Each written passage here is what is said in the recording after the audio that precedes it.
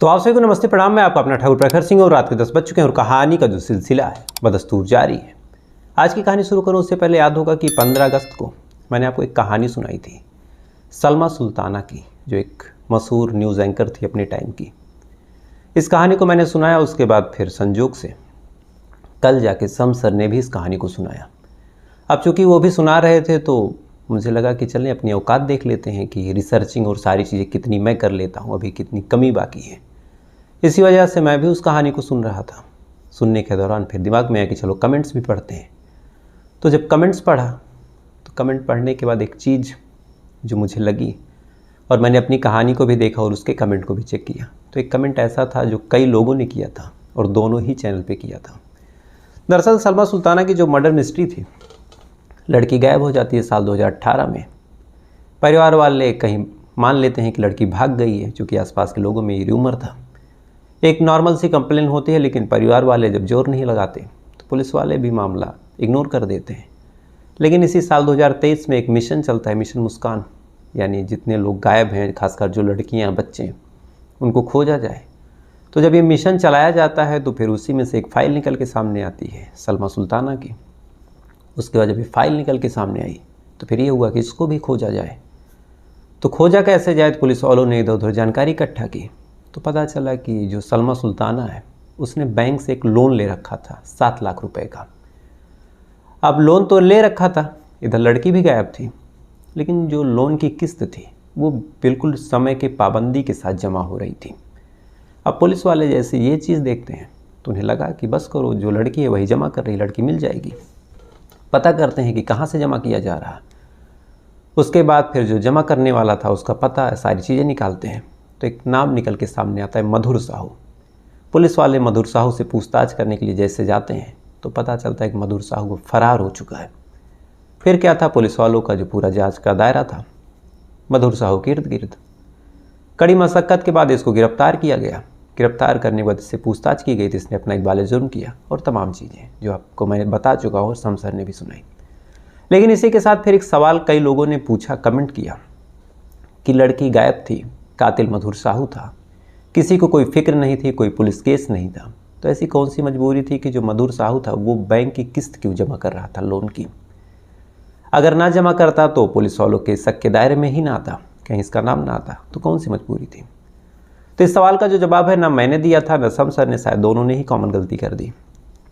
दरअसल मधुर साहू जो था, लोन उसी के लिए लिया गया था। सारी चीज़ें अब बिल्कुल ठीक चल रही थी। सलमा सुल्ताना की खोज खबर लेने वाला कोई था नहीं, न परिवार वाले न पुलिस वाले। लेकिन अगर 7 लाख रुपए का जो लोन था वो लोन ना जमा होता तो 7 लाख रुपए बड़ी रकम होती है। बैंक वाले पीछे पड़ते सलमा सुल्ताना के, सलमा सुल्ताना के ऊपर FIR होता, और जब बैंक दबाव बनाती तो पुलिस वालों को मजबूरी में खोजना पड़ता, और खोजने के चक्कर में कहीं ये मर्डर मिस्ट्री निकल के सामने न आ जाए।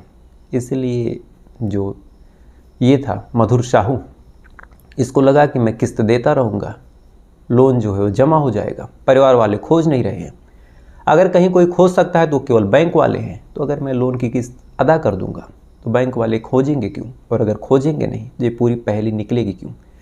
यानी अपने डिफेंस में ही इसने जो कुछ किया था, इसी वजह से फंसा। तो मुझे लगा आपको बताना चाहिए, आप लोग काफ़ी परेशान थे। अब आते हैं आज की कहानी का रुख करते हैं, और आज की कहानी भी इसी छत्तीसगढ़ की है। छत्तीसगढ़ का एक ज़िला रायगढ़, और इसी रायगढ़ में एक गांव लगता है बरोना कुंडा गांव। बात है लगभग 22 जून की। दरअसल इसी गांव में एक जगह है झरिया टिकरा। इसी झरिया टिकरा पे एक कुआं है। आसपास के लोग वहीं पे, खासकर जो छोटे बच्चे थे, 22 जून को इसी कुएं के पास खेल रहे थे। खेलने के दौरान कुछ बच्चों की नज़र कुएं के अंदर भी पड़ी। जिज्ञासावश झांकते हैं कि अंदर क्या है। जैसे ही अंदर झांकते हैं तो अंदर उन्हें 2 बोरे दिखते हैं। बोरा दिखा, वो भी ऐसा लगा कि मानो वो भी फेंका गया है। बच्चों में एकदम क्यूरियोसिटी हो गई कि बोरे के अंदर क्या है, कहीं कोई किसी ने खजाना तो नहीं फेंका, कोई कीमती चीज़ ना हो, क्योंकि आज तक उस कुएं में ऐसा कुछ फेंका गया नहीं था। अब ये खबर बच्चों से बड़ों तक गई। बड़े भी धीरे धीरे इकट्ठा हो गए कि क्या है क्या है। जैसे तैसे करके उस बोरे को बाहर निकाला गया। बोरा खोला गया, और जैसे ही बोरा खोला गया तो अंदर जो कुछ था उसे देखकर सारे लोग एक तरह से रूह कांप गई। उन दोनों बोरों में किसी इंसान की जली हुई लाश थी। लाश ऐसी कि न पूरी जली हुई न सुरक्षित, यानी बीच की स्थिति, पूरी काली पड़ चुकी थी। अब ये चीज़ देखने के बाद तो पहले तो गांव वाले घबराते हैं कि ये क्या है, लेकिन फिर उन्हीं में से कोई समझदार था, वो फ़ौरन पुलिस को इत्तला करता है। पुलिस की टीम मौके पे पहुंचती है, बॉडी को कब्जे में लेती है।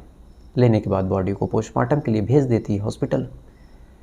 इधर बॉडी की हालत ऐसी थी कि उसको देख के ना ये पता चल रहा था कि ये स्त्री है या पुरुष है, क्या उम्र रही होगी, कब से फेंका गया है, कितनी पुरानी डेड बॉडी है। यानी लगभग लाश जल चुकी थी, एकदम काली सी अजीब सी लाश की कुछ पता भी ना चले कि किसकी है। पुलिस वाले बॉडी पोस्टमार्टम के लिए भेजते हैं। आसपास के लोगों से इधर पूछताछ करते हैं कि किसने पहले देखा, क्या हुआ था, कहीं किसी ने फेंकते हुए तो नहीं देख लिया। अब तमाम तरह के सवाल पुलिस वाले पूछ रहे हैं। आसपास के लोग अपने हिसाब से सारे जवाब दे रहे हैं। इधर बॉडी का पोस्टमार्टम हो रहा। पुलिस वाले अब ये भी पता कर रहे हैं कि किसके घर की ये लाश है, यानी कौन है जिसकी डेड बॉडी यहाँ फेंकी गई। तो जब पुलिस वाले ये पता करते हैं तो आसपास के लोगों से पूछताछ होती है कि किसी के घर का कोई सदस्य गायब है, महिला, पुरुष, बच्चा, बूढ़ा, जवान। लेकिन हैरानी की बात थी कि उस गांव में कोई भी ऐसा नहीं गायब था। सारे लोग सुरक्षित थे, अपने घर पे थे, और ये लाश किसकी है, कहाँ से आई है, इसके बारे में किसी को कोई जानकारी नहीं। बहरहाल वक्त के साथ साथ जब वक्त गुजरा तो इधर पोस्टमार्टम रिपोर्ट भी निकल के सामने आ गई, और पोस्टमार्टम रिपोर्ट में 3 चीज़ें निकली। पहला कि ये जो लाश है एक महिला की है। दूसरा, मरने वाली की जो उम्र है वो 23 से 25 साल के बीच है। और तीसरा, पहले तो इसको किसी भारी चीज़ से इसके सर पे मारा गया है, फिर इसका गला घोटा गया है, फिर इसको जलाया गया है, उसके बाद फिर इस लाश को जलते हुए ही कुएं में फेंक दिया गया। यानी ये सारी चीज़ें, अब ये सारी चीज़ें बस इसी तरफ इशारा कर रही हैं कि इस लड़की का जो 23 से 25 साल के बीच की है, इसका कत्ल हुआ है। अब ये मामला एक लाश के बरामदगी से बदल के अब कत्ल में आ चुका। पुलिस वाले भी जांच पड़ताल का जो दायरा है वो बढ़ाते हैं, पता करते हैं कि पूरे थाना क्षेत्र में किसी के घर की कोई लड़की गायब है। मिसिंग कंप्लेंट चेक करते हैं, साथ ही आसपास के व्हाट्सएप ग्रुप्स में शेयर करते हैं, बताते हैं कि एक ऐसी डेड बॉडी मिली, एक ऐसा कंकाल मिला है। तो अगर किसी के घर का कोई गायब हो, कोई लड़की, कोई किसी की बेटी, किसी की बहन, किसी के प्रेम क्या, तो बताएं। पुलिस वाले इस खबर को जब सबके सामने लाते हैं, अलग अलग व्हाट्सएप ग्रुप्स में, फेसबुक पेजेस पे, गांव के प्रधानों के पास, तो उन्हें उम्मीद थी कि 1-2 दिन में कोई ना कोई ऐसा आएगा निकल के जो क्लेम कर देगा कि ये डेड बॉडी उसके घर की है, उसकी बेटी की है, उसकी बहन की है। उसके बाद फिर हम उससे पूछ लेंगे कि किसी से क्या दुश्मनी थी, या कोई प्रेम प्रसंग, या फिर कोई और बात, बस मामला क्लियर हो जाएगा। अब पुलिस वाले इंतज़ार करते हैं। लगभग 1 हफ्ते से ज़्यादा का वक्त गुजर जाता है, लेकिन ये लड़की कौन है, कहाँ से आई है, इसका जानने वाला कौन है, किसके परिवार की लड़की है, कहीं से कोई जानकारी नहीं। अब 1 हफ्ते से ज़्यादा का वक्त गुजर गया, लड़की कौन है, कहाँ से आई है, कुछ पता नहीं। पुलिस वाले जब ये चीज़ देखते हैं कि कोई आ ही नहीं रहा, पुलिस वाले परेशान कि कम से कम कोई तो आए जो बॉडी क्लेम करे। लेकिन यहीं से पुलिस वालों को अब एक बात और लगी कि हो सकता है कि जो लड़की हो उसको इसके घर वालों ने ही कुछ किया हो। अब घर वाले करेंगे तो क्यों आएंगे क्लेम करने। लिहाजा अब एक काम करते हैं, गांव में अपने मुखबिर दौड़ाते हैं। मुखबिर दौड़ा देंगे, वहाँ से कोई ना कोई आ जाएगा जो बॉडी क्लेम कर देगा। साथ ही मुखबिर ये खबर भी लगा सकते हैं कि किसी के घर की कोई लड़की गायब है जो कहीं बता ना रहा हो सकता है कि किसी से इसका अफेयर रहा हो और किलिंग हो गई हो। आमतौर पे कई बार ऐसा होता है कि अगर लड़की किसी से प्यार करती है तो जो पिता होते हैं, जो माँ होती हैं, बेटी को मार के लाश को कहीं फेंक देती हैं, किसी को कानो कान खबर नहीं लगती। पुलिस वाले इस थ्योरी पे भी काम करते हैं। जो उनके मुखबिर थे उनको एक्टिव करते हैं कि पूरे थाना क्षेत्र में, जो घरघोड़ा थाना लगता था, उस थाना क्षेत्र में कोई ऐसी लड़की, कोई ऐसी महिला गायब हो। लगभग 10 दिन तक पुलिस वाले फिर इंतजार करते हैं। 10 दिन तक पुलिस वालों के हाथ कुछ भी नहीं लगा। अब इधर लाश मिले लगभग 10 से 15 दिन गुजर चुका था। पुलिस वालों के हाथ खाली थे, न कहीं से कोई सुराग, न कातिल का पता तो छोड़िए, ये लड़की कौन है ये भी नहीं पता। पुलिस वाले एकदम हताश निराश जांच पड़ताल में जुटे रहे। इधर से उधर खबर निकालते रहे, आसपास के लोगों से पूछताछ करते रहे, क्राइम सीन की बाकायदा जांच करते रहे कि कहीं से कोई क्लू मिल जाए, कोई सामान मिल जाए, कोई पर्ची, कोई कागज़, कोई फ़ोटो मिल जाए, लेकिन कहीं से कुछ भी नहीं मिला। वक्त के साथ साथ पुलिस वालों की मुसीबतें, पुलिस वालों की मुश्किलें भी बढ़ती रहीं। जून में डेड बॉडी मिली थी, जुलाई भी बीत गया। अब लगभग 1.5 महीने गुजर गए, पुलिस वालों के हाथ खाली थे। पुलिस वाले इधर से उधर मशक्क़त करते रहे। अब अलग अलग जगहों पे उन्हें लगा कि एक काम करते हैं, अलग अलग थानों में पता कर लेते हैं कि क्या किसी थाने में कोई लड़की गायब है। हमारे थाने की ना हो सकता है, कोई बगल की थाने की गुमशुदगी हो, हमें खबर नहीं हो। लिहाजा पुलिस वाले एक पर्चे पे बाकायदा लिखवाते हैं कि 22 साल लड़की, अब शक्ल तो थी नहीं तो पहचान कैसे हो, और इस हाल में यहाँ पे जली लाश मिली है, अगर किसी थाना क्षेत्र में कोई गायब हो तो इत्तला करें। ये लिख के अलग अलग थानों में सर्कुलेट कर देते हैं। सर्कुलेट करने के बाद ये उम्मीद थी कि चलो अब यहाँ से कुछ बात बने। फिर इंतज़ार हो रहा, लेकिन फिर कुछ नहीं मिल रहा। पुलिस वाले सोच रहे कि अब क्या करें। पुलिस वाले अब पूरे उस ज़िले में वायरल कर देते हैं जो रामगढ़ था, वहाँ पे पूरा डिटेल। लेकिन दिक्कत यही थी कि लड़की की कोई शक्ल नहीं थी जो डेड बॉडी थी। तो जब शक्ल नहीं है तो फिर कौन आए क्लेम करने, एक भी दिक्कत थी। कुछ जगहों पे ऐसा था कि हाँ लड़की गायब हुई थी, आते हैं क्लेम करने, लेकिन जो डील डॉल था लड़की का, जो हाइट वगैरह पोस्टमार्टम रिपोर्ट में थी, उस हिसाब से फिर चीज़ें मैच नहीं होती। तो यहाँ से भी बात आगे नहीं बढ़ी। देखते ही देखते जुलाई बीत गया और अगस्त का महीना आ गया। अगस्त साल 2023, यानी इसी साल का इसी महीना। अब तक पुलिस वाले हर संभव कोशिश कर चुके थे, हर संभव डिटेल निकाल चुके थे, हर संभव अलग अलग जगहों पे छानबीन कर चुके थे, लेकिन कहीं से कोई ऐसी डिटेल, कहीं से कोई ऐसी चीज़ पुलिस वालों के हाथ नहीं लगी जहाँ से इस मामले में थोड़ी भी तरक्की हो। देखते ही देखते ये मामला सोशल मीडिया पे भी छा गया कि एक लाश मिली है। और आजकल के टाइम में अगर किसी लड़की की लाश मिल जाए और ऐसी हालत में, तो लोग क्या क्या कहते हैं, क्या क्या दिमागों में चलता है, आपको समझाने की, बताने की ज़रूरत नहीं है। फ़ौरन इस मामले को अलग अलग चीज़ों से जोड़ा जाने लगा। कहीं से लव जिहाद की संज्ञा दी गई, कहीं किसी और चीज़ की संज्ञा दी गई, कहीं प्रेम प्रसंग की बात की गई, कहीं ऑनर किलिंग की बात की गई। यानी मीडिया और सोशल मीडिया अपने अपने तरीके से इस मामले को भुनाने लगा। असल क्या था, सच्चाई क्या थी, किसी को पता नहीं। वक्त धीरे धीरे गुजरता रहा, कहानी में कोई लीड मिली नहीं। पुलिस वाले जांच पड़ताल करते रहे। न कहीं से कोई गुमशुदगी की कंप्लेन मिली, न कहीं से कोई ऐसी जानकारी मिली, न कहीं से कोई मदद, न कहीं से कोई क्लू। अब पुलिस वालों को भी लग गया कि अब चाहे जितनी हम कोशिशें कर लें, चाहे जितनी जांच पड़ताल कर लें, कहीं से ऐसे कुछ नहीं मिलेगा। इसलिए जो हम लोगों का सबसे पुराना तरीका है, फूट डाल के चीज़ें उगलवाने का, एक बार उस पर काम करते हैं। अब लगभग 10 अगस्त की ये बात है। 10 अगस्त को पुलिस वाले अपने कुछ मुखबिर जो अलग अलग जगहों पे थे, जो अलग अलग इलाकों में काम करते थे, उनको बुलाया। उनसे कहा कि काम करो, पता करो कि कौन ऐसा है जो बहुत परेशान रहता है, कौन ऐसा है जो कभी किसी लड़की के साथ रहता था लेकिन अब दिखाई नहीं दे रहा, कौन ऐसा है जिसकी बीवी बहुत टाइम से मायके गई है लेकिन लौट के नहीं आई, कौन ऐसा है जिसकी सबके नज़रों में शादी हुई है लेकिन इस शादी में कोई शरीक नहीं हुआ। यानी कहने को तो हो गई शादी, लेकिन शादी कब हुई किसी को कोई जानकारी नहीं। यानी तमाम वो तरीके जिसमें लड़की गायब हो लेकिन उसको अलग तरीके का रूप दिया गया हो, उन सारी डिटेलों को आप लोग निकालिए। अब मुखबिर ये बात सुनते हैं, उसके बाद इस मामले में काम करते हैं, अपने अपने इलाकों में पता करते हैं, और संयोग से लगभग 5 से 6 दिन और लगभग 4 दिन और मेहनत करने के बाद लगभग 12 और मान के चलिए 14 तारीख को एक मुखबिर जो पीरू इलाके का था, पूरी इलाके का, वहाँ से फ़ोन करता है। फ़ोन करके बताता है कि साहब मेरे इलाके में एक शख्स है जिसका नाम है सोहन दास, इसके साथ एक लड़की रहा करती थी। लड़की का नाम तो नहीं मालूम, लेकिन आप अगर रीना नाम मान लीजिए, तो रीना इसके साथ कई सालों से थी, लेकिन पिछले कुछ दिनों से लौट के कहीं काम पे गया था रीना के साथ। ये लौट के आया तो है लेकिन रीना नहीं है, और ये कुछ परेशान, कुछ बेचैन सा रहता है। पुलिस वालों को लगा कि हो सकता है कि यही कातिल हो, या फिर ये जो डेड बॉडी है रीना की हो। लेकिन अब शिनाख्त कैसे करें? मान लो हमने रीना की शक्ल मिला ली, शक्ल की फ़ोटो मंगा ली, जो सोहन है वो भेज देगा, लेकिन हम मैच किससे कराएंगे? लाश की तो कोई शक्ल ही नहीं है। लिहाजा पुलिस वाले गुपचुप तरीके से इस सोहन का नंबर पता करते हैं कि इसका नंबर मिले तो कुछ बात आगे बने। सोहन का संयोग से नंबर मिला। फिर जो टेक्निकल टीम है उससे कहते हैं कि काम करो, पता करो ये जो नंबर है क्या इस कुएं के आसपास एक्टिव था 22-21 तारीख को।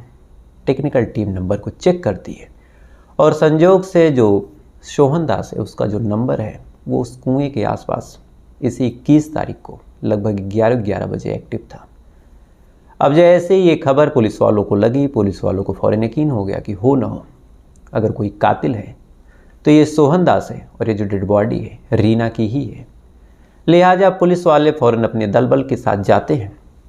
जाने के बाद सोहन लाल को उठाते हैं, उठाने के बाद थाने लाते हैं, लाने के बाद अब तबीयत से पूछताछ करते हैं। शुरुआती पूछताछ में जो सोहन था इधर उधर की बातें घुमाता है, लेकिन अंत में फिर ये टूटता है। टूटने के बाद फिर तोते की तरह पूरा अपनी कहानी बताता है। और इस कहानी के हिसाब से ये जो लड़की थी रीना, इसकी शादी लगभग 7 साल पहले हो गई थी, 7 या 9 साल पहले। 9 साल पहले इसकी शादी हुई। 1 साल तक इसकी शादी चली, लेकिन किस्मत का खेल देखिए कि 1 ही साल के अंदर जो पति है उसकी मौत हो गई। लगभग 19 साल इसकी उम्र थी। 19 साल में जो रीना थी वो विधवा हो गई, यानी पूरी ज़िंदगी अब अंधेरे में। अब संजोग से उसी परिवार का ये रिश्तेदार था सोहन। उस दुख भरी घड़ी में ये सोहन भी उस घर आता जाता। दोनों देवर भाभी का संबंध था। लेकिन अब पति मर गया तो इधर रीना भी अकेली हो गई। सोहन भी बार बार इस घर पे जाता। कहीं ना कहीं अब दोनों के बीच नज़दीकियाँ हो गई। नज़दीकी आगे बढ़ी। जो रीना है सोहन को पसंद करने लगी, क्योंकि नई उम्र थी, जीवन में कोई साथ चाहिए था। पसंद करने के साथ लेकिन इधर पति का जो गम था, पति के जाने का जो दुख था, इस वजह से जो रीना थी वो शराब पीने की आदी हो जाती है। शराब पीने की आदी होती है। अक्सर ये चोरी छुपे किसी से शराब मंगाती पीती। कुछ टाइम तक ये चोरी छुपे अपने इस प्यार को जारी रखती है, लेकिन वक्त के साथ सबके सामने करती है जग जाहिर। उसके बाद फिर सोहन के साथ ही लगभग 8 साल पहले शिफ्ट हो जाती है उसके घर। सोहन के साथ शिफ्ट होती है। उसके बाद सोहन जो था राजमिस्त्री का काम करता, इधर ये उसी के साथ मजदूरी करने लगी। अब सोहन जहाँ जहाँ काम करने जाता वहीं वहीं रीना भी मजदूरी करने जाती। दिन भर दोनों काम करते, शाम को अपने घर पे आते। आने के बाद खाना खाते, एक एक पैक शराब पीते, उसके बाद सो जाते। यह सिलसिला कई सालों तक चलता रहा। इधर जो शराब पीने की लत थी रीना की वो भी धीरे धीरे बढ़ती रही। कभी कभार अब ये भी होने लगा कि रीना जो है इस कदर शराब पीने लगी कि शराब पी के अब अपने पति को ही, जिसको पति मान रही थी, उसको ही गाली गलौज करने लगी। गाली गलौज करने लगी तो इधर जो सोहन था वो भी अजीब कसम कि मैं तो इससे पसंद करता था, इससे शादी करना चाहता था, लेकिन ये तो अब शराब पी रही है, मुझसे गाली गलौज कर रही है, मुझे मार पीट रही है, तो इस महिला से शादी करना कहीं ना कहीं गलत होगा। अब यही सारी चीज़ें अब सोहन के दिमाग में चलने लगी। इधर अब जो रीना थी इसके दिमाग में भी आने लगा कि अब इसके साथ इतने महीनों से रह रही हूँ, साल गुजर गए, और ये मुझसे शादी क्यों नहीं कर रहा। कहीं ऐसा तो नहीं कि मुझे बस अपने शारीरिक ज़रूरत के लिए, फिजिकल अपीयरेंस के लिए ही रख रहा हो। अब सोहन के दिमाग में ये चलने लगा कि ये शराब पी रही है, मुझे गाली दे रही है, मुझे मार रही है, तो इसके साथ शादी करूँगा तो मेरी ज़िंदगी किस तरह से नरक होगी। इधर रीना को लगने लगा कि मुझसे शादी नहीं कर रहा है, इसका मतलब ये मेरा शारीरिक शोषण कर रहा। इसी वजह से दोनों के बीच ऐसी तकरार हुई कि अंत में जो रीना है वो चली जाती है थाने और यौन शोषण का केस लगा देती है इसके ऊपर, रेप का भी। पुलिस फौरन हरकत में आती है। आने के बाद इसको गिरफ्तार करती है। इसके ऊपर अब 376 के तहत मुकदमा चलने लगा। अब मुकदमा चलने लगा तो सोहन इससे दूर जेल में। अब ये भी इसे नहीं बर्दाश्त हुआ। फिर से दोनों आमने सामने, दोनों में डील होती है। डील होने के बाद जो सोहन है वो कहता है कि ठीक है, मैं तुमसे शादी कर लूँगा। रीना भी मान जाती है, लेकिन इस दौरान जो सोहन है उसकी कहीं और शादी हो जाती है। चोरी छुपी ये कहीं और शादी कर लेता है, लेकिन अब शादी करने के बाद भी अपनी उस बीवी के पास नहीं जा रहा इसके डर से। यानी ओवरऑल इसके इस हरकत की वजह से कि शराब पीती, गाली गलौज करती, इसकी ज़िंदगी नरक हो चुकी थी, और कहीं ना कहीं इस नरक का जिम्मेदार ये खुद था। अब जब इधर मुकदमा चलने लगा तो जो रीना है वो इसी के साथ अब लिव इन में रहने लगी कि शादी नहीं कर रहे हो तो कम से कम सबके सामने मेरे साथ रहो, ताकि दुनिया के पास एक प्रूफ हो कि तुमने मेरे साथ सब कुछ किया है, ताकि मैं बाद में कुछ हो तो मैं कह सकूं। अब ये दोनों एक दूसरे के साथ ही जब रहने लगे एक ही घर के अंदर, तो फिर काम के सिलसिले में कभी कहीं और जाते, कभी कहीं और जाते। और ऐसे ही होली के लगभग 1 महीने पहले ये दोनों लोग कोटली माल जाते हैं काम करने। कोटली माल में कोई ठेका मिला था जहाँ इससे राजमिस्त्री का काम करना था। और वहीं इस रीना को मजदूरी का। दोनों जाते हैं और जाने का इनका जो नियम था कि अपने बर्तन को, अपने कपड़ों को, अपने बिस्तर को, सारी चीज़ों को कंधे पे लाद के पैदल पैदल निकलते। जहाँ जाते वहाँ काम करते, वहीं पे खाते पीते, कुछ दिन ठीक ठाक पैसे जब कमा लेते तो लौट आते। इसी सिलसिले में ये लोग जाते हैं अपने सारे सामान को लेके, वहाँ पे पहुँचते हैं, अपना डेरा दम्बू जमाते हैं। जमाने के बाद अब काम वगैरह शुरू होता है। लेकिन जैसे ये लोग वहाँ पे जाते हैं तो जो रीना है ये दिन में ही शराब पी के सबके सामने गाली गलौज कर दी। सबके सामने बुरी भली चीज़ें कहती कहती कि मैंने बचा लिया, नहीं तू जेल में सड़ता, तू रेपिस्ट है, तूने मेरा शोषण किया। अब ऐसी चीज़ें जिसके घर के पास हो तो भला कौन होगा जो काम करने देगा। इसलिए जिसके घर ये लोग काम करते थे उसने इन दोनों को ही भगा दिया।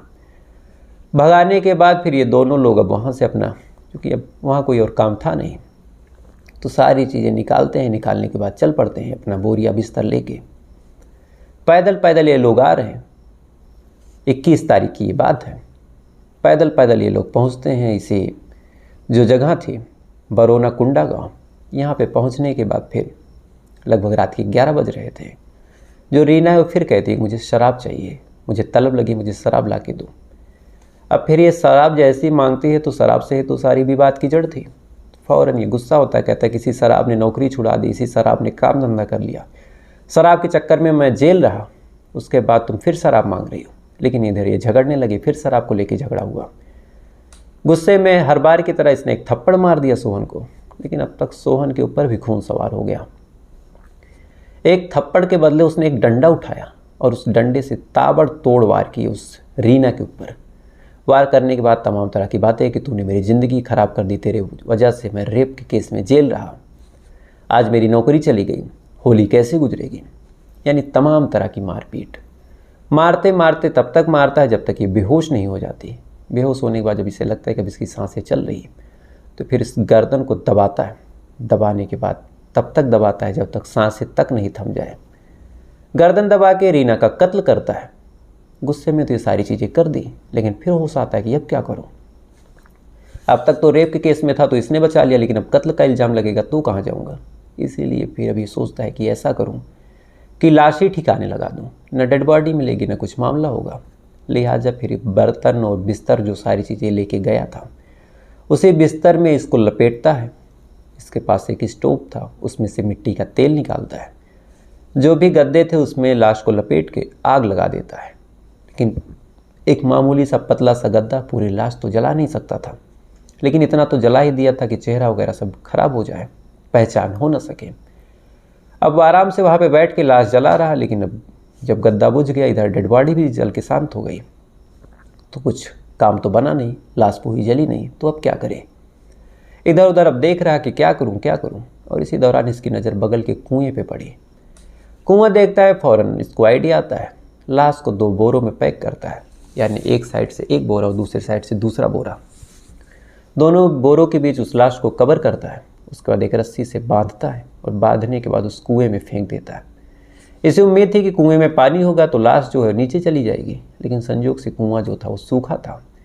और अगले दिन जो गांव के बच्चे वहाँ बकरी वगैरह चराने जाते थे, जब वहाँ जाते हैं और खेलते हैं और अचानक से कुएं में उतनी बड़ी चीज़ देखते हैं कि 2 बोरों के बीच कुछ है लंबा सा, तो उन्हें जिज्ञासा हुई। जिज्ञासा होने के बाद फिर उसको निकाला गया और ये सारा मामला निकल के सामने आया। बहरहाल अभी ये मामला कल जाके खुला है। उसके बाद अब मामला कोर्ट में जाएगा, जो सज़ा होनी होगी होगी। लेकिन अजीब अजीब चीज़ें, अजीब अजीब वजह, अजीब से कत्ल हो रहे हैं आज के टाइम में। तो फिलहाल ये थी पूरी कहानी। अब आते हैं कल के सवाल पे। और कल का मेरा सवाल था कि ओजोन क्या है और इसका रासायनिक फार्मूला क्या है। तो इस सवाल का जो सही जवाब है कि ओजोन एक गैस है जो हमारे वायुमंडल में पाई जाती है। और इस गैस का जो काम है कि सूर्य से कई ऐसी हानिकारक किरणें आती हैं जो शायद अगर ओजोन ना हो तो हमको झुलसा दें। तो इस ओजोन लेयर का काम है कि हानिकारक किरणों से हमारी रक्षा करना। लेकिन हमारी कुछ आदतों की वजह से अब ओजोन का एक तरह से क्षय भी हो रहा है, यानी ख़राब भी हो रही है, ओजोन लेयर पतली हो रही। और इसका जो केमिकल फार्मूला है वो है O3, वो मतलब ऑक्सीजन। और इस सवाल का जो सही जवाब दिया वो दिया है अमर राठौर जी हैं, जीतू भाई देसाई जी हैं, घनश्याम जी हैं, कुमार नारायण जी हैं, आरती मंगोलकर जी हैं, आशीष चौधरी जी हैं, विजेंद्र सिंह जी हैं, साथ ही परवेज जी हैं। इन्होंने बिल्कुल सही जवाब दिया। मयंक गुप्ता जी हैं, मयंक बजाज जी हैं, साथ ही अरविंद कुमार जी हैं। तो आप तमाम लोगों ने बिल्कुल सही जवाब दिया, तो आप तमाम लोगों को तो दिल से शुभकामनाएं। ऐसे ही अपना ज्ञान बढ़ाइए, हम सबका ज्ञान बढ़ाइए। अब आते हैं आज के सवाल पे, और आज का मेरा सवाल शायद आपको थोड़ा अजीब भी लगे।